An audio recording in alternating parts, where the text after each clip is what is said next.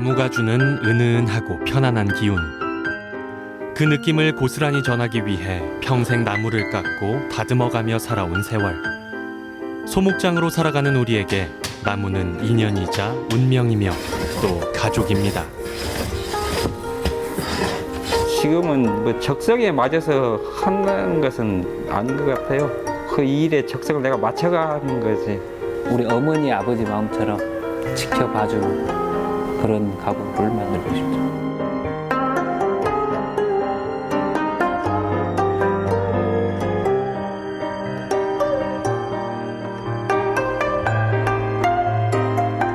편백나무의 고장 장성으로 향하는 길. 은은한 나무 향이 반겨주는 곳이라면 어디든 가벼운 발걸음으로 가게 됩니다. 장성은 군 차원에서 나무를 키우고 나무 관련 산업을 일으키려는 열의가 높은 곳이다 보니 전통 목가구에 관심을 가져주는 이들 또한 많은데요. 일주일에 한 번씩 제자들에게 가구 제작을 가르치는 시간은 소목장인 나의 현재를 되돌아보는 계기가 됩니다.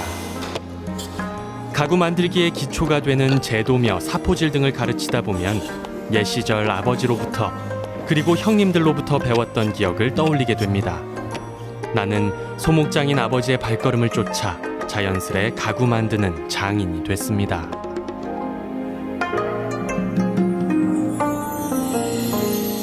그냥 자연이 주는 선물이죠. 그리고 따뜻함.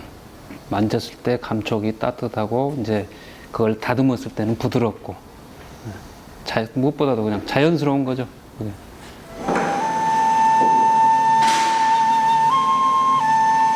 큰 저기는 없을 거예요. 짧게 쓰니까 뭐 뒤틀림이나 그런 건 없을 거예요. 그래서 이렇게 짧게 쳐버리면은 뒷배지라기가 굉장히 힘들어요. 그래서 두 개도 좀 그렇고 한 3개 정도 나오게 해서 잘라드릴 테니까 한 번에 확 밀라 그러지 말고 선 따라서 천천히 움직이세요.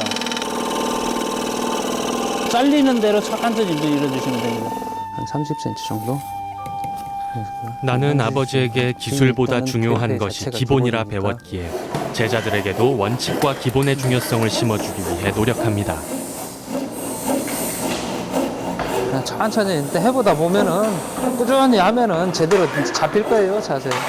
기본에 충실해라고 그러죠. 일단 기본이 먼저 지금 배우시는 단계니까 나중에 테크닉이라든가 그런 거는 내 기본이 정확히 딱 됨으로 인해서 나중에 그것이 이제 테크닉 같은 경우는 더 발전시킬 수 있는 거니까. 아버지한테 배웠어도 신바람부터 다 했어요. 공장에 가서 청소하고 물 떠가르면 물 떠다주고 재료 갖다 날라주고 그러다 보면은 이제 어느 정도 기간이 되면은 아버지께서 너 이거 한번 해봐라. 그러면 그거 하고 그래서 뭐 한 3년 정도 한 5년 정도 지나서 아버지께서 대패하고 톱하고 연장을 구입을 해주셨죠. 중요 무형문화재 제55호 소목장 설석철옹. 대한민국 명장이기도 한 아버지는 이 땅의 소목장인이며 평생 나무만 보고 살아온 고집스런 분입니다. 손재주가 남달랐던 아버지는 17 어린 나이에 소목일을 시작하게 됐고 그 일은 아버지의 평생을 관통하는 업이자 삶의 가장 큰 이유가 됐습니다. 대쪽 같은 성품으로 타협을 모르고 우직하게 한 길만을 걸어온 아버지. 그분의 노력은 고스란히 작품에 깃들었고 그분의 정신은 우리 자식들을 통해 이어지고 있습니다.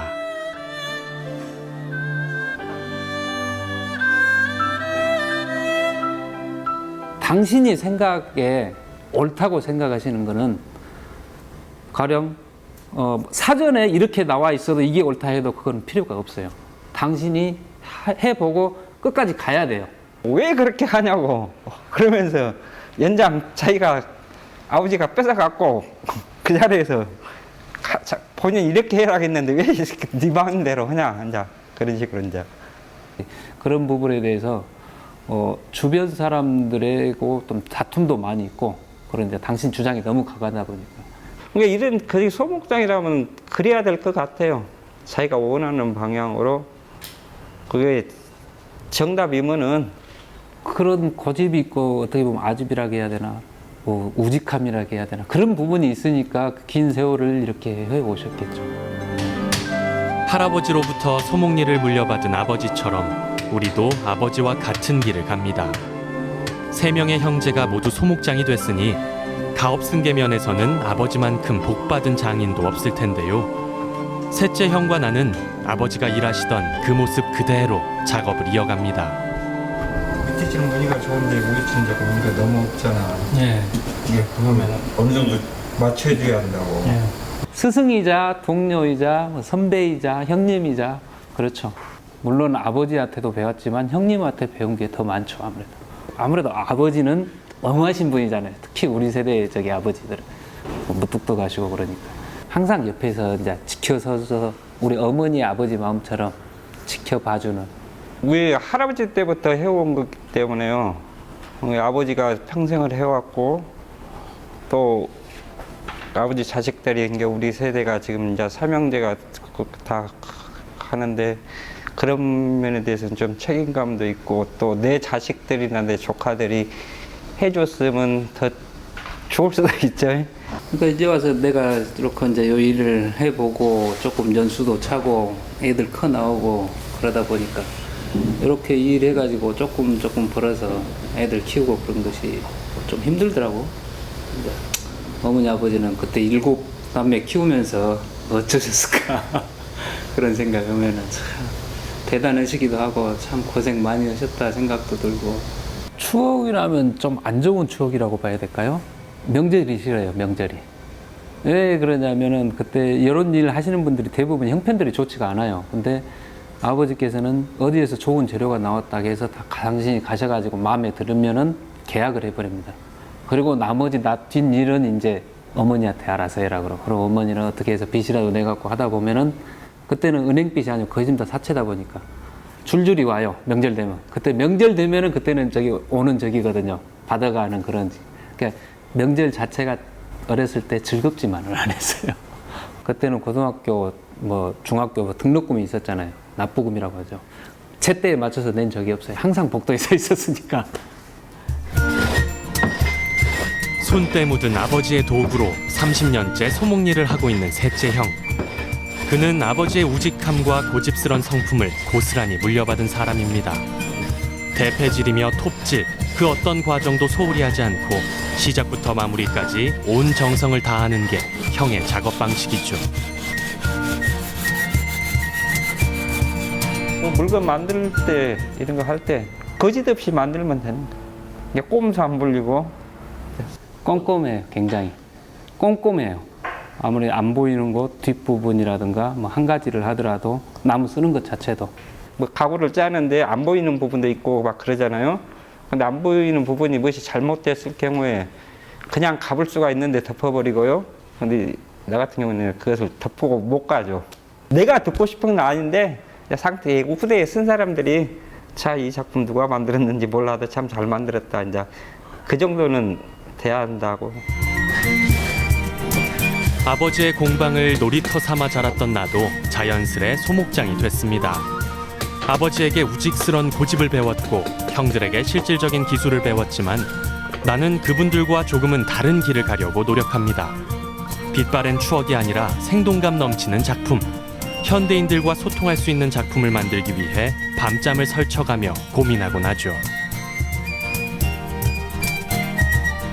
아마 내 세대에는 꼭 이 전통 가구만이 아닌 좀 더 발전시키고 그래야 되겠다는 생각이 들어서 좀 다르게 해보려고 좀 노력도 하기도 하고 시도도 해보기도 해요. 근데 전통하고 현대하고 믹스시킨다는 거는 좀 너무 어려워요. 그 부분에 대해서. 나도 만족을 못하고 이것이 자칫 잘못하면 이것도 아니고 저것도 아닌 그런 정도가 돼서. 자연스러움의 미학을 가진 우리네 목가구. 못 하나도 박지 않고 오직 나무로만 날실과 시실을 엮어내듯 가구를 만들어냅니다. 항상 나무하고 같이 있으니까 오히려 내가 나무가 된다는 그런 느낌일까요? 저도 그 나무 그런 우직함, 항상 서 있는 그런 나무를 좀 닮아가는 것도 같기도 하고, 작업할 때도 좀 그렇게 해야겠다고 생각도 하기도 하고, 꾸준히. 나뭇결의 자연스러움을 그대로 살리고 불필요한 장식을 두지 않는 전통 목가구.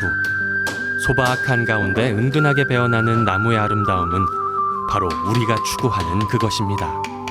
특히 우리나라 같은 경우는 사계절이 뚜렷하다 보니까 나무가 좀 엉클어지면서 크는 경우가 있어요. 막 뒤틀리면서. 그런 부분의 표피 쪽을 보면은 이제 나무가 막 무늬 자체가 그 용목이라고들 하죠. 그런 식으로 나오거든요. 이제 그런 것들도 만나는 것이 운이고, 그거는 인위적으로 만들어야 만들 수가 없는 부분이고. 그러니까 모든 과정이 재료 구하는 데서부터 완성 단계까지가 다 손이 다 가고 머리가 가야 돼요. 빛나는 목공예 작품은 단순히 사람의 노력만으로 얻어지는 것이 아닙니다. 좋은 재료를 만나는 천운과 그 재료를 최상의 소재로 완성하기 위한 오랜 기다림이 필요합니다. 800년 정도? 800년 왔다 갔다 하고 그 정도 수령이 된 나무거든요. 일단 나무 수령이 오래됐고, 나무 수령이 오래됐으니까 나무 질 자체가 좋아요. 색깔도 잘 나오고. 우리가 한 20년 전에 구입을 했는데 지금 구입해놓은 지가 한 20년 됐어요. 그 나무 찐 빠져라고 그렇게 이제 놔두는 건지 이제 켜서 이제 켜가지고 또 한 10년, 5년 내지 10년은 또 놔둬야 돼요. 이게 느티나무는 살아서 1000년 가고 죽어서도 1000년 간단 말이 있었죠. 그만큼 느티나무가 이제 질이 좋다는 것이죠. 모험이 있다고도 볼 수 있죠. 부동산 투기보다도 더 유용한 게 나무다. 나무 한 2천만 원씩 사갖고도 저재해놓으면 한 토막도 못 쓰는 경우도 있고 그러니까 금이 쫙 가 있어요. 동그랗게 몇 개가. 그러면 켜보면 그걸 다 갈라져 버린 거, 없어져 버린 거죠. 다 쪼개져 버린 거죠. 이 나무는 느티나무인데 한 수령이 한 800년에서 정확히는 모르지만 한 800년 이상 된 나무일 거예요. 무늬가 굉장히 화려하고 그래서 이런 나무는 저희도 접하기가 굉장히 어려운 나무예요. 어떻게 보면은 아깝죠. 나무 쓰기가. 아버지가 젊었을 때 구입하신 나무예요, 이게. 그러니까 이렇게 키워놓은 지만도 한 몇십 년 된 거죠. 제가 3, 40년 된 거죠. 우리나라 전통 가구는 무늬가 생명이라고 봐야죠. 그게 모든 우리 전통 가구는 그 이제 무늬가 다 대칭이 돼요. 무늬가 조금씩 들어가잖아요. 그럼 다 대칭이 돼요. 그런 나무 맞추고 무늬 맞추고 색깔도 맞아야 되고 그렇기 때문에 시간이 굉장히 많이 들어가요. 시간 소모가 뭐 몇 개월이 걸리는데 거기에 들어가는 투자, 실상 그렇게 딱 따져보면은 남는 것이 얼마 안 되는 줄 아시거든요. 작업하시는 거 보고. 그러면은 이해하시고. 꼭 우리만 소모가 하는 사람이 또 우리만 하는 것도 아니잖아요. 다른 데 있잖아요. 그게 다른 사람들하고 비교했을 경우요. 문화에 대한 중요성을 모르죠. 아무래도 외국에 이름 있는 브랜드 가구, 이태리 가구 그런 걸 저기 원하죠. 그분들 같은 경우 보면은 작품에 대해서 저기 하는 게 아니고 요거 얼마예요? 서서 요거 얼마예요? 그런 분들이 많이 있습니다. 이게 그런 분들한테는 오면은 이제 뭐 팔고 싶지도 않죠, 솔직하게. 우리 것의 가치를 몰라주는 사람들을 탓하기 전에 그 가치를 더 높이기 위해 노력하는 것이 소목장으로서 가져야 할 소명. 우리는 아버지가 평생 동안 일궈오신 명예에 누가 되지 않기 위해서라도 온 마음을 다해 나무를 만지고 작품으로 만들어냅니다. 죽은 나무에 생명을 불어넣어 쓰임새를 얻고 멋스러운 작품으로 완성하는 건 혼이 깃들어야 하고 마음이 담겨야 하는 일이죠. 오늘 삼성나무 같은 경우는 몇 년 정도나 됐을까요? 이 정도 크려면은 거의 한 80년, 100년은 커야지. 그 정도 그거 아무거나 더 걸릴란가도 모르겠다. 지금은 은행나무가 거의 쓸모가 없잖아. 그렇죠. 옛날에 이제 아버지 같은 경우는 바둑판도 만들고 바둑판 갈도 직접 팔각으로 해서 깎으시고 그런 것을 많이 보고 컸는데 우리가 근데 지금도 그게 한 번씩 봤으면 맨날 아버지가 그러잖아. 옛날에는 바둑판 만들어갖고 뭐 지고 다니면서 팔았다고.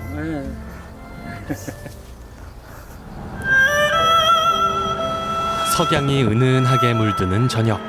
오랜 세월 우리들의 빛이며 스승이었던 아버지를 만나러 갑니다. 또 아버지 뵈러 왔어요. 또 누구? 이관님 이완이 어디 있어? 여기. 그래서 그냥 아버지 뵈러 왔어. 어찌 잘 계신가 하고. 항상 살지. 저 무게는 누구고? 여기요. 치맥기가 좀 있어요. 이게 잘 우리 자식들도 뭐 어떨 때는 못 알아볼 때도 있고 또 어떨 때는 알아보고 옛날에는 그렇게 호령하시던 분이 그렇게 그냥 의기소침해 있고 어떨 때는 그러니까 좀 불쌍하시기도 하고 옆에서 보기는 좀 안타깝고 그러죠. 회나무도 갖다가 반다지 짜라 그러고 그런 게 그거 다 기억나셔?